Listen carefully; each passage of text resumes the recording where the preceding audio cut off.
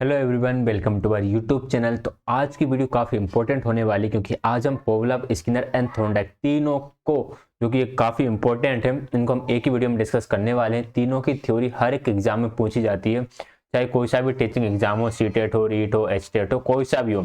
हम इसको सीटेट के हिसाब से भी पढ़ रहे हैं, लेकिन अगर आप अदर एग्जाम्स की प्रिपरेशन कर रहे हो तब भी आप इस वीडियो को देख सकते हो। एक एक चीज़ तीनों के बारे में डिस्कस करेंगे। तीनों की थ्योरी काफ़ी इंपॉर्टेंट है, यहाँ से एग्जाम में काफ़ी क्वेश्चन बनकर आते हैं। तो पावलोव, स्किनर एंड थॉर्नडाइक तीनों को एक एक करके समझते हुए चलते हैं। सबसे पहले हम बात करेंगे इसमें पावलोव के बारे में। तो पावलोव ने की जो थ्योरी है, इसका नाम है शास्त्रीय अनुबंधन सिद्धांत, इंग्लिश में बोले तो classical conditioning theory. Ivan Pavlov जो थे, इन्होंने इसको दिया था। ये एक रशियन साइकोलॉजिस्ट थे। इनको नोबेल प्राइज मिला है 1904 में। किसके लिए? कुत्ते की पाचन क्रिया पर इन्होंने कार्य करा था, तो इसके लिए इन्हें नोबेल पुरस्कार दिया गया है। एक एग्जाम में, शायद रीट में या फिर एचटेट जैसे किसी एक एग्जाम में, या शायद यूपी टेट जैसे किसी एक एग्जाम में पूछा गया है कि जो पावलोव है उन्हें नोबेल पुरस्कार किस लिए दिया गया था। तो इन्हें कुत्ते की पाचन क्रिया पर कार्य करने के लिए नोबेल पुरस्कार भी दिया गया है। ठीक है। इन्हें अनुबंधन के पिता कहा जाता है, यानी कि फादर ऑफ कंडीशनिंग कहा जाता है पावलोव को। यह भी एग्जाम में क्वेश्चन बन चुका है कि who is the father of conditioning, या फिर अनुबंधन के पिता कौन है, अनुबंधन के जनक कौन है। तो वो आपके पावलोव है, जो फादर ऑफ कंडीशनिंग जिन्हें कहा जाता है और अनुबंधन के जनक कहे जाते हैं। आगे हम बात करें इनकी थ्योरी के बारे में। तो इनकी कुछ थ्योरी है जिसके बारे में आपको एक छोटा सा डिस्कशन दूंगा।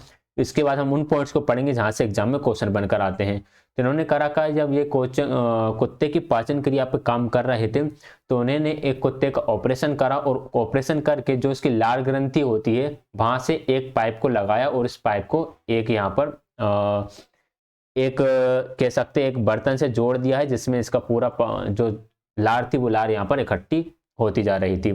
तो खाने को देकर कुत्ते के मुंह से लार आती थी, और वो लार जो थी वो इस बर्तन में इकट्ठी होती जाती थी, जिसमें हर बार अमाउंट देख लिया जाता था कि कितनी लार इकट्ठी होती जा रही है।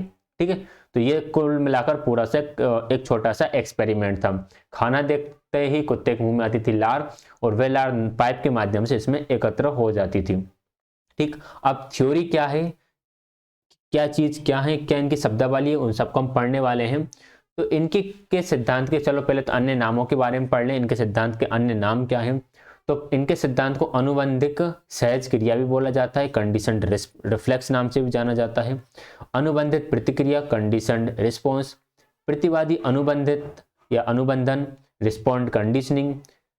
पेवलोवियन अनुबंधन, यानी कि पेवलोवियन कंडीशनिंग। तो ये इनके सिद्धांतों के अन्य नाम हो जाते हैं। इन नामों से भी एग्जाम में इस सिद्धांत को पूछा जा सकता है।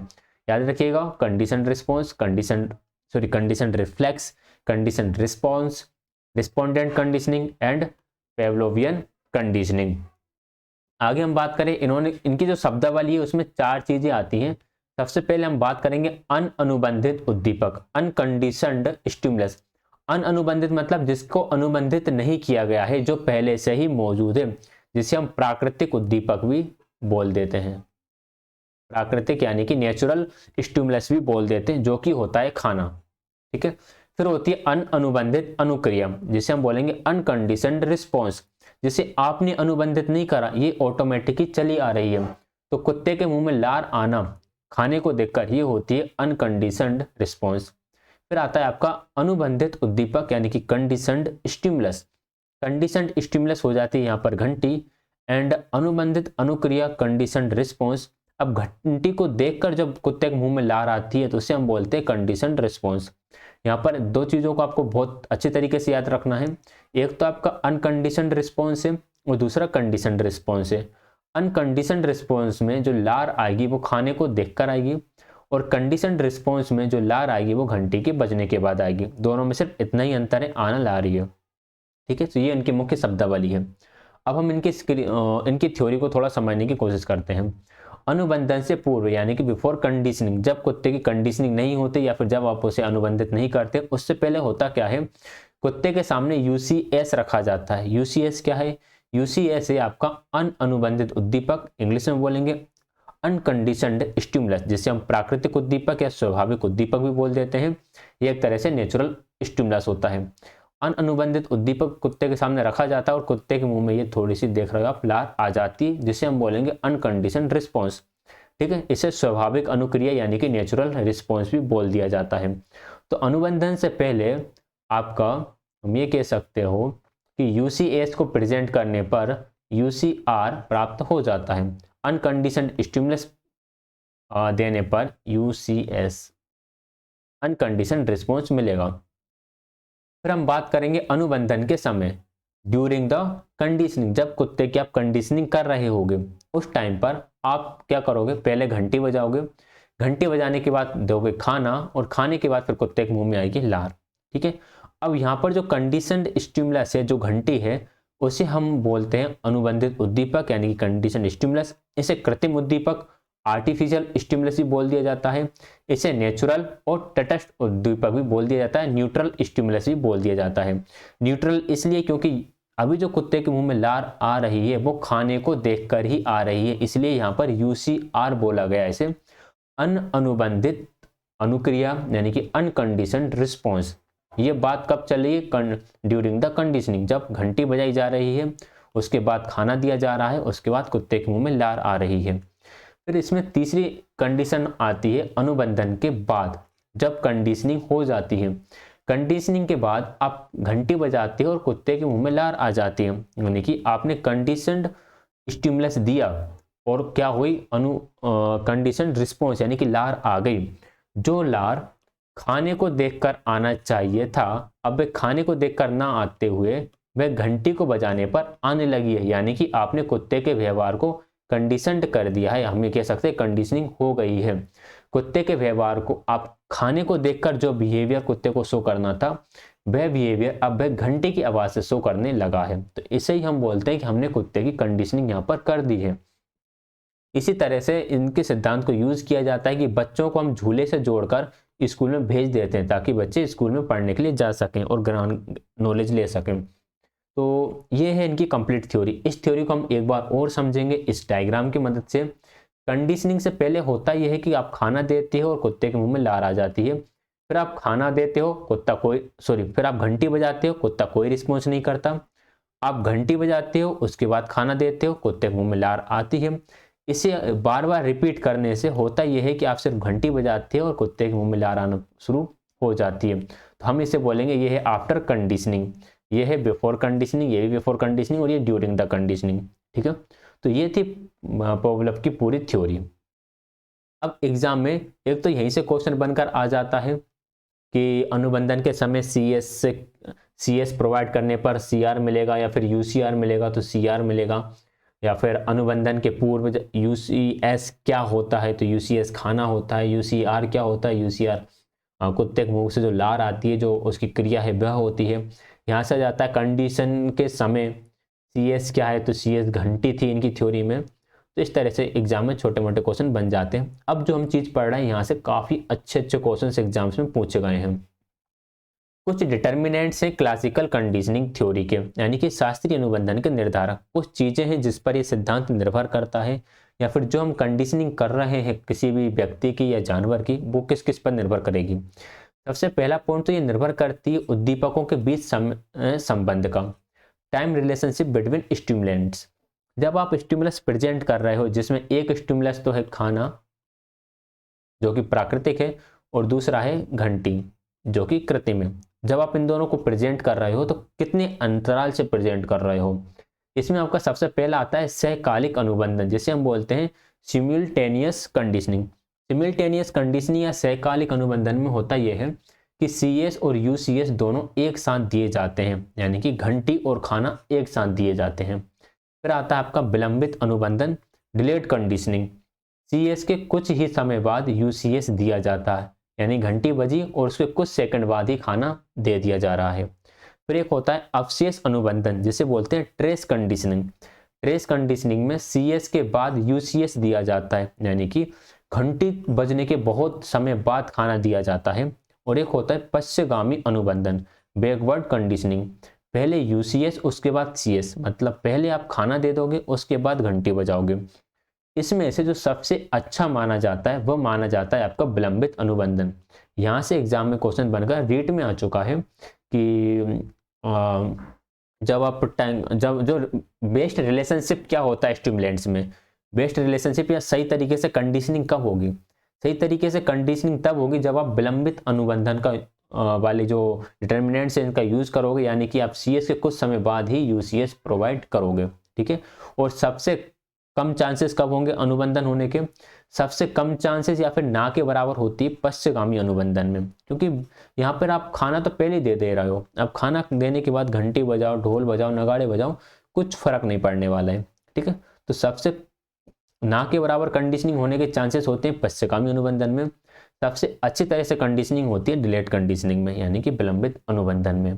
ठीक, तो ये होगा शास्त्रीय अनुबंधन के निर्धारक, जिसमें हमने पहला पॉइंट पढ़ा कि उद्दीपकों के बीच समय का संबंध किस तरह से इसको प्रभावित करता है।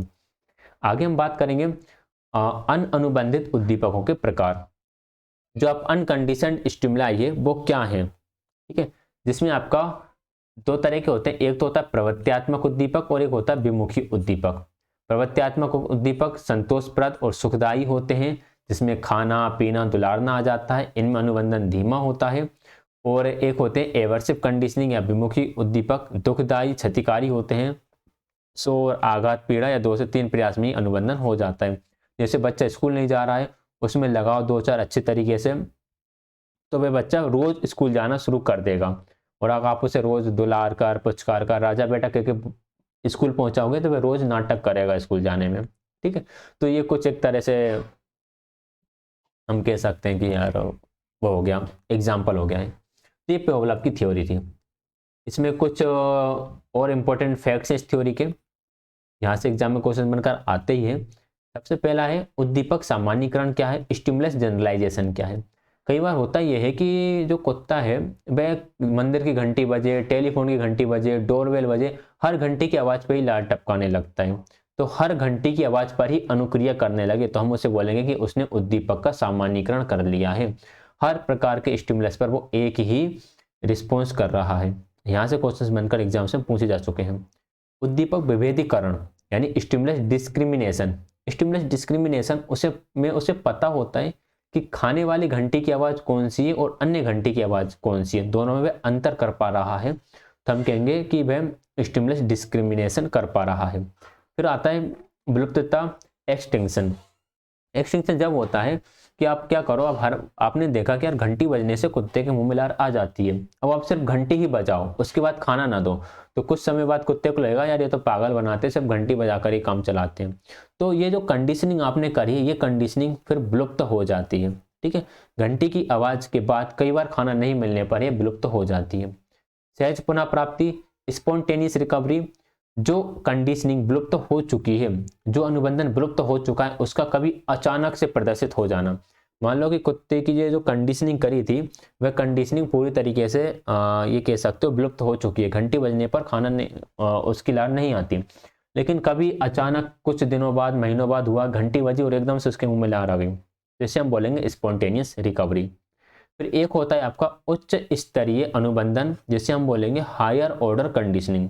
हायर ऑर्डर कंडीशनिंग में होता यह है कि हायर ऑर्डर कंडीशनिंग ऐसा कि जैसे घंटी बज रही है, ठीक है, तो घंटी बजने की जगह जब वह जो नौकर है जो उसके लिए खाना देने जाता है उसके पैरों की जो आवाज़ है, जीने की जो आवाज़ है, तभी कुत्ते के मुंह में लार आना शुरू हो जाती है कि यार ये आवाज़ आ रही है, इसके बाद घंटी बजेगी फिर मुझे खाना मिलने वाला है। तो इसे हम बोलेंगे हायर ऑर्डर कंडीशनिंग, यानी कि उस घंटी के बजने के साथ साथ जितनी भी क्रियाएं होती उसमें से कोई भी एक क्रिया होने पर ही कुत्ता रिस्पॉन्स करना शुरू कर दे, तो उसे बोलेंगे हम उच्च स्तरीय अनुबंधन यानी कि हायर ऑर्डर कंडीशनिंग।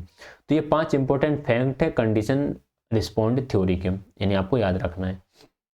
आगे हम बात करेंगे, अब हम बात करते हैं ऑपरेंट कंडीशनिंग थ्योरी, क्रिया प्रसूत अनुबंधन सिद्धांत, जो कि दिया हुआ था आपके स्किनर के द्वारा। स्किनर एक अमेरिकन साइकोलॉजिस्ट थे, इन्हें 20वीं शताब्दी के सबसे प्रभावी मनोवैज्ञानिक कहा जाता है, most influential psychologist of 20th century. इन्होंने प्रयोग कबूतर और चूहे पर करा हुआ है। पुनर्बलन शब्द का इन्होंने प्रयोग करा है, use the word reinforcement. Thorndike के प्रभाव के नियम पर आधारित है, ये मोस्ट इंपॉर्टेंट चीज़ है क्योंकि ऐसी जो चीज़ें हैं ये चीज़ें आपको देखने के लिए नहीं मिलती हैं। तो स्किनर का जो थ्योरी है वह थॉर्नडाइक के लॉ ऑफ इफेक्ट यानी कि थॉर्नडाइक के प्रभाव के नियम पर आधारित है। ये चीज़ इंपॉर्टेंट है, इस पर मैं स्टार मार्क कर देता हूँ, ये आपको याद रखना है। आगे हम बात करेंगे ऑपरेंट कंडीशनिंग थ्योरी के बारे में, क्रिया प्रसूत अनुबंधन सिद्धांत। इसकी अन्य नाम है नैमित्तिक अनुबंधन, इंस्ट्रूमेंटल कंडीशनिंग, आरएस कंडीशनिंग भी बोल दिया जाता है इसको, और आरआर कंडीशनिंग भी बोल दिया जाता है। आरएस इसलिए बोल दिया जाता है क्योंकि इनके सिद्धांत में पहले रिस्पॉन्स होगा, उसके बाद स्टिमुलस मिलेगा। ठीक है, किस तरह से ये मिलेगा इसके बारे में बात कर लेते हैं। फिर सबसे पहले तो क्रिया प्रसूत है क्या, ऑपरेंट है क्या। जिस क्रिया प्रसूत की हम बात कर रहे हैं सिद्धांत का नाम है क्रिया प्रसूत अनुबंधन का सिद्धांत। तो वे व्यवहार व अनुक्रियाएं जो जानवरों और मानवों द्वारा ऐच्छिक रूप में प्रकट की जाती हैं और उनके नियंत्रण में रहती हैं। The behaviours and response that are voluntarily manifested by animals and humans and keeped under their control, यानी कि व्यक्ति के कंट्रोल में रहती है, वह चाहे तो क्रिया करे और वह चाहे तो क्रिया ना करे, तो उन्हें हम बोलते हैं क्रिया प्रसूत क्रियाएं। ठीक है, जैसे कि हमारे में अपनी क्रिया हो गई, चलने की हो गई, बोलने की हो गई, दौड़ने वाली क्रियाएं जो हो गई, तो ये आपके काबू में है कि आपका मन करे तो आप चलो, नहीं करे तो मत चलो। आपका मन करे बोलने का तो करो, नहीं आपका बोलने का मन नहीं करे तो ना करो, ना बोलो।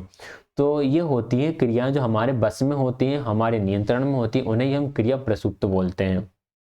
ठीक, अब बात करें हम इनके थ्योरी के बारे में, तो एक स्किनर बॉक्स है जो एक इंस्ट्रूमेंट है जिसके अंदर चूहे को रखा जाता है। चूहा भूखा होता है और भूखा होने के बाद ये इसमें उछल कूद करता है। उछल कूद करते करते इसका हाथ दब जाता है लीवर पर।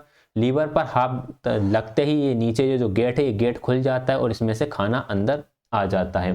ठीक, तो कुत्ते ने क्या करा, पहले रिस्पॉन्स करा, रिस्पॉन्स करने से लीवर दबा और उसके बाद खाना जो कि स्टिमुलस है वह उसे मिल गया। यहाँ पर कुछ बटनें वगैरह लगी रहती हैं जो काउंट करती हैं इसके रिस्पॉन्स को कि इसने कितनी बार रिस्पॉन्स करा है। अब दूसरी बार होता क्या है कि दूसरी बार अब जब चूहे को भूख लगती है तो उसे पता चल जाता है कि लीवर को दबाने से खाना मिलता है। दूसरी बार और कम रिस्पॉन्स करना पड़ेगा, फिर इससे पता चल जाएगा कि लीवर को दबाने से खाना मिलेगा। तो जैसे इसे भूख लगेगी ये लीवर को प्रेस करेगा और खाना इसे मिल जाएगा। तो ये स्किनर की थ्योरी थी जिसमें चूहा पहले रिस्पॉन्स करता है और उसके बाद खाने के रूप में उसे स्टिमुलस मिल जाता है, इसलिए इसे आरएस थ्योरी भी बोला जाता है। अब हम बात करेंगे कि इन्होंने क्या क्या चीजें दी हैं। तो स्किनर ने दो चीजों के बारे में बात करी, एक तो पुनर्बलन और एक दंड के बारे में। पुनर्बलन जिसे हम बोलेंगे रीइंफोर्समेंट एंड दंड को बोलेंगे पनिशमेंट। ठीक, पुनर्बलन जो होते हैं वह हमेशा व्यवहार में वृद्धि करते हैं। पनिशमेंट यानी कि दंड जो होता है वह हमेशा व्यवहार में कमी करता है। ये काफी इंपॉर्टेंट चीज है, यानी आपको याद रखना है कि रीइंफोर्समेंट जो होगा वो हमेशा आपके बिहेवियर को इंक्रीज करेगा और पनिशमेंट जो होगी वो हमेशा व्यवहार को डिक्रीज करेगी। आगे हम बात करेंगे कि पुनर्बलन के कुछ प्रकार होते हैं। दो तरह के होते हैं हमारे पुनर्बलन, एक तो प्राइमरी रीइंफोर्सर होते हैं और सेकेंडरी रीइंफोर्सर होते हैं, यानी कि प्राथमिक पुनर्बलक और द्वितीय पुनर्बलक। प्राथमिक पुनर्बलक वो होते हैं जो आपकी जीवित रहने की आवश्यकताओं को पूरी करते हैं, जिसमें भोजन आ जाएगा, पानी आ जाएगा, देखभाल आ जाएगा। द्वितीय पुनर्बलक में आपका धनी यानी कि मनी आ जाएगा और अच्छे ग्रेड्स या फिर आपकी सफलता वगैरह जो है वह द्वितीय पुनर्बलक के अंदर आ जाती है। हम दंड की बात करें तो प्राइमरी पनिशर होते हैं, सेकेंडरी पनिशर यानी कि प्राथमिक दंडक और द्वितीयक दंडक। प्राथमिक दंड में आपको दर्द या आघात दिया जाएगा जो आपको डायरेक्टली ही पेन देगा, जैसे कि स्कूल में बच्चों को पनिशमेंट दी जाती है, प्राथमिक दंडक के अंदर आते हैं। द्वितीयक दंडक के अंदर आती है सामाजिक अस्वीकृति, समाज आपको स्वीकृत नहीं करता है, आप फेल हो जाते हो, आप सम्मान नहीं पाते हो समाज में, तो फिर द्वितीयक दंडक के अंदर आता है। ठीक, तो इनमें एक डिफरेंस है छोटा सा, वो आपको याद रखना है। अगर आप बच्चे को किसी भी तरह का पुनर्बलन देना चाहते हो और अगर आप उसे प्राथमिक पुनर्बलन देते हो, यानी उसे आप कुछ खाने के लिए चॉकलेट दे देते हो या फिर ऐसी कुछ चीज़ें देते हो जो प्राथमिक पुनर्बलक के अंदर आती है, तो वह जल्दी ही आपकी बात मानेगा या उसकी कंडीशनिंग जल्दी हो जाएगी, चीज़ों को जल्दी सीख जाएगा। जैसे छोटे बच्चों को आप एक चॉकलेट देकर कुछ भी काम करा सकते हो, तो ये कह सकते हैं हम प्राइमरी रेनफोर्सर जो है वो सबसे ज़्यादा बलवान होता है, ठीक है, बच्चों से कुछ काम कराने में। अब हम रीइंफोर्समेंट को थोड़ा सा और डिटेल में पढ़ते हैं। क्या रीइंफोर्समेंट होता है दो प्रकार का, एक तो होता है पॉजिटिव यानी कि धनात्मक और दूसरा होता है नेगेटिव यानी कि नकारात्मक। पॉजिटिव रीइंफोर्समेंट में स्टिमुलस जो होता है वह प्रेजेंट किया जाता है यानी कि उपस्थित किया जाता है। धनात्मक पुनर्बलन में उद्दीपक उपस्थित होता है और इससे आपका बिहेवियर बढ़ता है यानी कि व्यवहार में वृद्धि होती है। फिर आता है आपका नेगेटिव। नेगेटिव में स्टिमुलस रिमूव किया जाता है और आपका बिहेवियर इंक्रीज होता है। उद्दीपक हटाया जाता है यहाँ पर और व्यवहार में कमी नहीं होती, व्यवहार में यहाँ पर भी वृद्धि ही होती है। तो रीइंफोर्समेंट आपका पॉजिटिव हो या फिर नेगेटिव हो, हमेशा बिहेवियर इंक्रीज ही होगा, इस बात का आपको ध्यान रखना है। पनिशमेंट जो होती है, पनिशमेंट्स में हमेशा आपका जो बिहेवियर है यानी आपका जो व्यवहार है वह हमेशा कम हो जाता है, व्यवहार में कमी होती है पनिशमेंट के केस में। रीइंफोर्समेंट पॉजिटिव हो या फिर नेगेटिव हो, हमेशा आपका व्यवहार जो है वह इंक्रीज ही होगा। और एक बात का और ध्यान रखना है, नेगेटिव रीइंफोर्समेंट है, ये आपका पनिशमेंट नहीं है। नेगेटिव रीइंफोर्समेंट को हम पनिशमेंट नहीं कह सकते, इससे रिलेटेड एग्जाम में क्वेश्चन पूछे गए हैं, तो यह चीज आपको याद रखना है, ठीक है। अच्छा, अब हम इनके बारे में थोड़ी सी बात कर लें कि यार किस तरह से हमारा बिहेवियर इंक्रीज होता है पॉजिटिव रीइंफोर्समेंट या नेगेटिव रीइंफोर्समेंट में।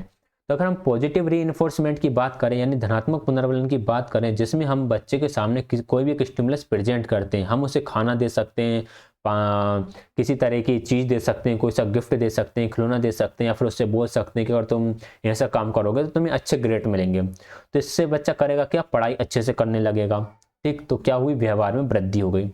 नकारात्मक पुनर्वलन क्या होता है, हो सकता है कि मैं किसी रूम में बैठकर पढ़ाई कर रहा हूँ और वहाँ पर सही तरीके से हवा नहीं आ रही है, सही तरीके से हवा, या फिर बाहर बहुत शोर हो रहा है, मैं जहाँ पर पढ़ाई कर रहा हूँ उसके बाहर बहुत शोर हो रहा है, तो शोर की वजह से मैं नहीं पढ़ पा रहा। लेकिन अगर उस शोर को क्या करूँ, हटा दिया जाए, जिस वजह से शोर हो रहा है उस शोर को हटा दिया जाए, तो मेरा जो स्टडी वाला बिहेवियर है यानी कि मेरी जो पढ़ाई है उसमें क्या हो जाएगी, वृद्धि हो जाएगी।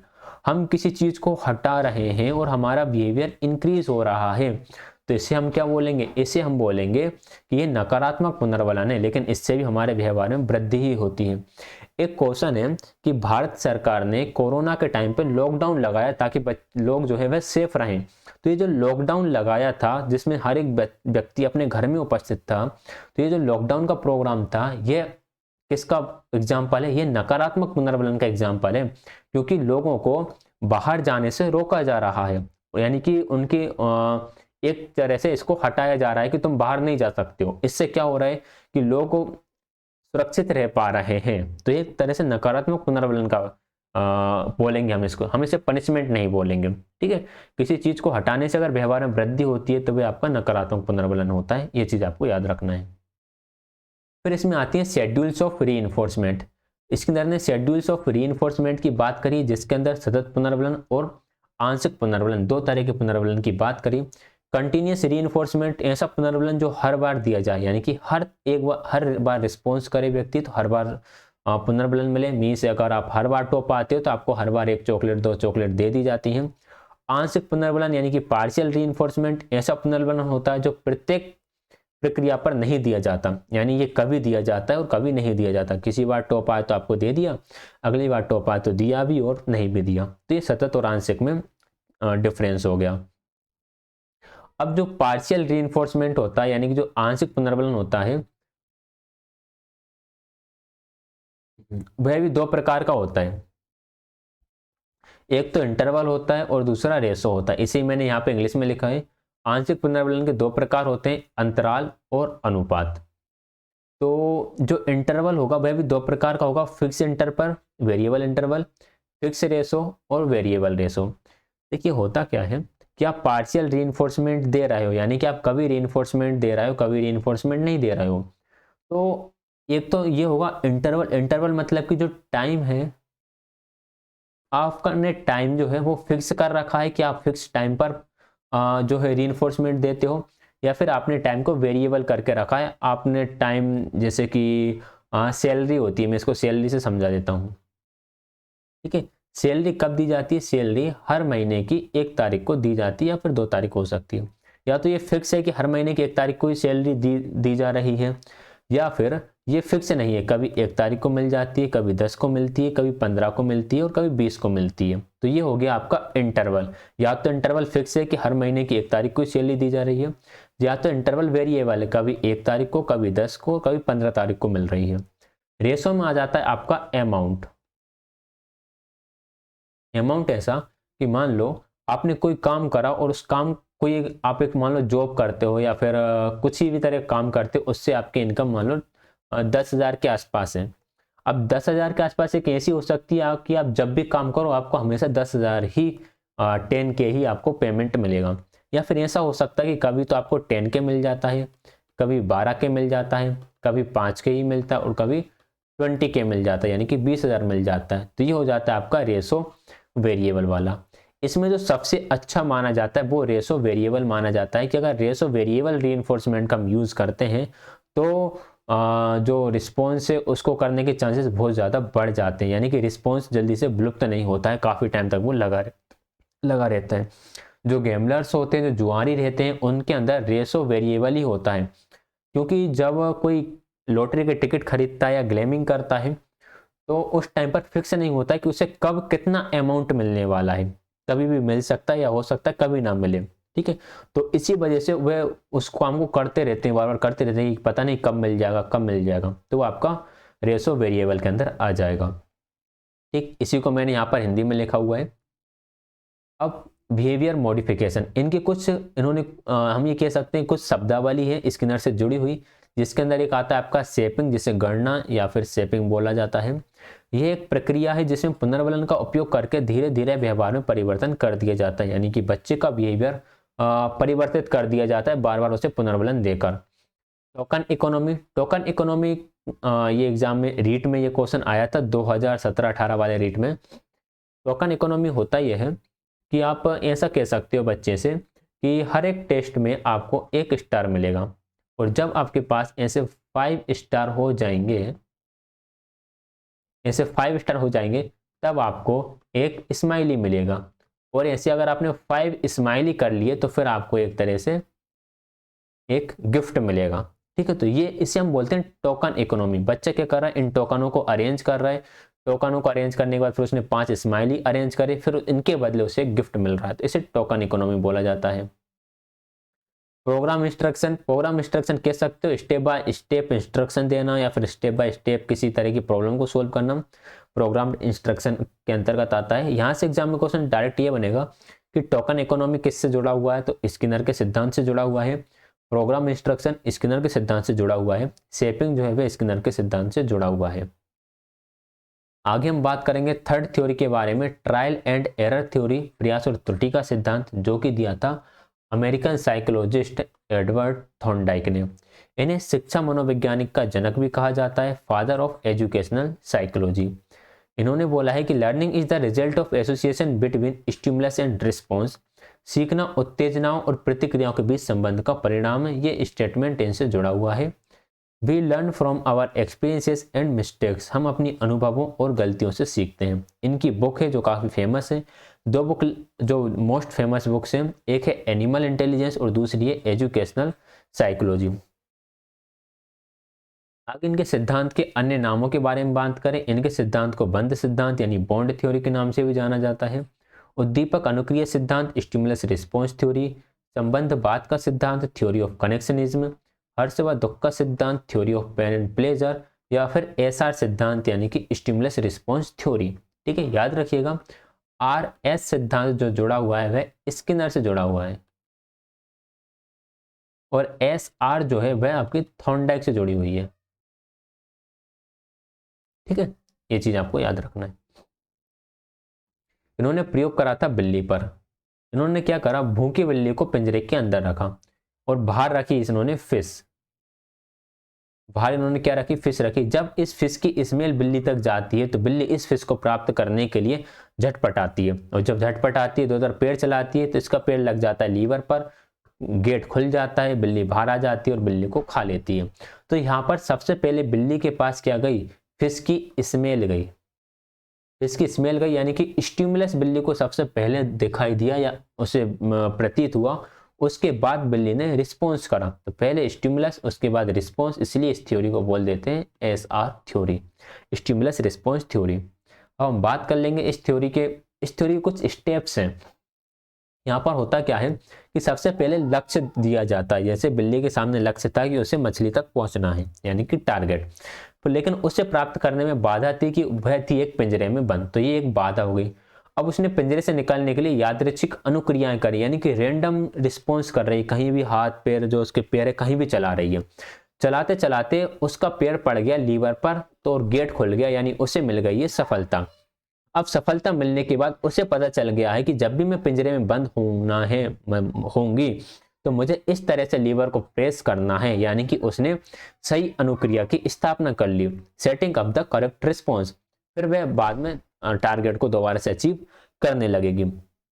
तो ट्रायल एंड एरर इस बात पर बल देता है कि आप बार बार कोशिश करो, बार कोशिश करो, कुछ भी रिस्पॉन्स करते रहो, उसके बाद आपको सफलता मिल जाएगी। सफलता मिलने के बाद आप करेक्ट रिस्पॉन्स को चूज कर लो, उसके बाद आप टारगेट को जल्दी से प्राप्त कर लोगे। अगर यहाँ पर हम बिल्ली के बारे में बात करें, अगर ऐसा ही बिल्ली के साथ दूसरे केस में किया जाए तो उसे कम चांसेस लगेंगे और धीरे धीरे वह डायरेक्ट लीवर को प्रेस करेगी और उसे फिश तक पहुंच जाएगी। तो ये कहती है ट्रायल एंड एरर थ्योरी। अब ये जो पॉइंट्स है यहाँ से सबसे ज़्यादा क्वेश्चंस बनकर आते हैं थॉर्नडाइक के नियम, थॉर्नडाइक के सिद्धांत से। थॉर्नडाइक ने कुछ लॉ ऑफ लर्निंग दिए हुए हैं, यानी कि सीखने के कुछ नियम दिए हुए हैं, जिसमें सबसे पहले आता है आपका तत्परता का नियम, जिसे हम बोलेंगे law of readiness. Law of readiness बोलता है कि किसी कार्य को सीखने के लिए विद्यार्थी को तैयार होना चाहिए। यह तत्परता शारीरिक व मानसिक दोनों है, यानी कि जब तक बच्चा तत्पर नहीं होगा तब तक हम उसे नहीं सिखा सकते। एक कहावत भी है कि घोड़े को तालाब तक ले जाया जा सकता है लेकिन पानी पीने के लिए विवश नहीं किया जा सकता। The student should be ready to learn a task, the readiness should be both physically and mentally, यानी कि बच्चे फिजिकल एंड मेंटल दोनों रूप से सीखने के लिए तैयार हों तभी हम उन्हें कुछ सिखा सकते हैं। आगे हम बात करें इनका दूसरा सिद्धांत जिसे बोला जाता है अभ्यास का नियम, यानी कि लॉ ऑफ एक्सरसाइज। जिन विषयों का अभ्यास हम करते रहते हैं उसमें हमारा संबंध या फिर उसमें हमारी मास्टरी अच्छी होती है, हम उसमें मास्टरी हासिल कर लेते हैं। Relationships is good in the subjects that you keep in practice. तो जितना ज़्यादा आप अभ्यास करोगे उतने ही ज़्यादा आप उसमें मास्टर हो जाओगे। इसके अंदर दो सिद्धांत आते हैं, एक उपयोग का नियम और एक अनुपयोग का नियम। जो भी आपने सीखा यदि आप उसका यूज करते हो तो उससे अधिगम सुदृढ़ हो जाता है, और अगर आप उसका यूज नहीं करते तो वह आपके बिहेवियर से खत्म हो जाता है, यानी इसे आप भूल जाते हो। फॉर एग्जाम्पल, इस एक व्यक्ति ने पियानो बजाना सीखा, अगर अब ये पियानो बजाना सीखा, इसका ये यूज कर रहा है, मतलब बार बार पियानो बजा रहा है, नई नई धुन बना रहा है, तो इसकी जो लर्निंग है वह तो अच्छी हो जाएगी। लेकिन अगर इसने 1-2 महीने सीखा और उसके बाद छोड़ दिया तो ये पूरी तरीके से इसे भूल जाएगा। तो ये आपका अभ्यास का नियम बोलता है लॉ ऑफ एक्सरसाइज। तीसरा आता है प्रभाव का नियम, जिसे हम बोलते हैं लॉ ऑफ इफेक्ट। प्रभाव का नियम ये बोलता है कि अगर सीखना संतोषप्रद हो, यानी सीखने में आपको सफलता मिल रही हो, आपको सेटिस्फैक्शन मिल रहा हो तो आप उसे सीखते हो, और अगर असंतोषप्रद होता है, आपको सफलता नहीं मिलती तो आप नहीं सीखते हो उसे। इस नियम में पुरस्कार एवं दंड का महत्व बताया गया है। पुरस्कार मिलना यानी कि आपको सफलता मिल रही है तो आप उसे और अच्छी तरीके से सीखते जाओगे। ये 3 मुख्य नियम थे। इसके अलावा अन्य नियम भी हैं जिन्हें हम गौण नियम या सेकेंडरी लॉ बोलते हैं। इसमें बहुप्रतिक्रिया का नियम आ जाता है, law of multiple response, law of attitude की सब्जेक्ट को लेकर या सीखने के प्रति आपका एटीट्यूड क्या है, आपका रवैया क्या है, लॉ ऑफ पार्शियल एक्टिविटी, किस तरह से आप आंशिक क्रिया उसके लिए करते हो, लॉ ऑफ एनोलॉजी, यानी पहले जो आपने सीखा उसका इससे किस तरह से संबंध है, इसी तरह से लॉ ऑफ एसोसिएटिविटी। तो ये 5 जो है, ये 5 गौण नियम है। गौण नियम कहीं 6 भी लिखे मिल सकते हैं, 7 भी लिखे मिल सकते हैं, इनकी काउंटिंग फिक्स नहीं है। लेकिन जो प्राइमरी लॉ है वो 3 ही है, तत्परता का नियम, अभ्यास का नियम और लॉ ऑफ इफेक्ट यानी कि प्रभाव का नियम, और ये आपके सेकेंडरी लॉ हो जाते हैं। एजुकेशन इम्प्लीकेशन क्या हो सकता है इस नियम का, कि useful for children with mental retardation. जो बच्चे मानसिक रूप से मंद हैं उन बच्चों को बार बार प्रयास करके हम सिखा सकते हैं। प्रेरणा पे बल देता है, मोटिवेशन पर। एम्फेसाइज ऑन लर्निंग सीक्वेंसली, क्रमिक रूप से सीखने पर बल देगा। इसके द्वारा बालकों में धैर्य व परिश्रम के गुणों का विकास किया जा सकता है, क्योंकि बच्चा बार बार प्रयास कर रहा है, बार बार असफलता के बाद भी काम कर रहा है। जैसे कि हम थॉमस एल्वा एडिसन के बारे में बात करते हैं कि उन्होंने 10,000 बार बल्ब बनाने का प्रयास करा, उसके बाद उनसे बल्ब बना था। तो उन्हें इससे धैर्य और परिश्रम का गुण विकसित होता है। पूर्व अनुभव के साथ जोड़ा जाना चाहिए, बिल्कुल ठीक बात है। अगर पहले आप जो प्रीवियस रिस्पॉन्स है उसमें अगर आप फेल हो रहे हो तो फिर आपको नए तरीके से रिस्पॉन्स करना चाहिए, तो पूर्व अनुभव के साथ इसे जोड़ना चाहिए। तो ये इसका एजुकेशन इम्प्लीकेशन हो जाता है। तो ये थे हमारे 3 बहुत महत्वपूर्ण थ्योरी जिन्हें हमने कंप्लीट डिस्कस करा है इस वीडियो में। वीडियो को प्लीज़ लाइक शेयर, चैनल को सब्सक्राइब जरूर कीजिएगा। टेलीग्राम चैनल ज्वाइन कर लीजिएगा जहाँ पर आपको इसका PDF मिल जाएगा। कीप लर्निंग, कीप ग्रोइंग, सीखते रहिए, ग्रो करते रहिए। कोई भी डाउट रहे तो उसके लिए आप कमेंट कर सकते हैं। वीडियो देखने के लिए आप सभी का बहुत बहुत धन्यवाद।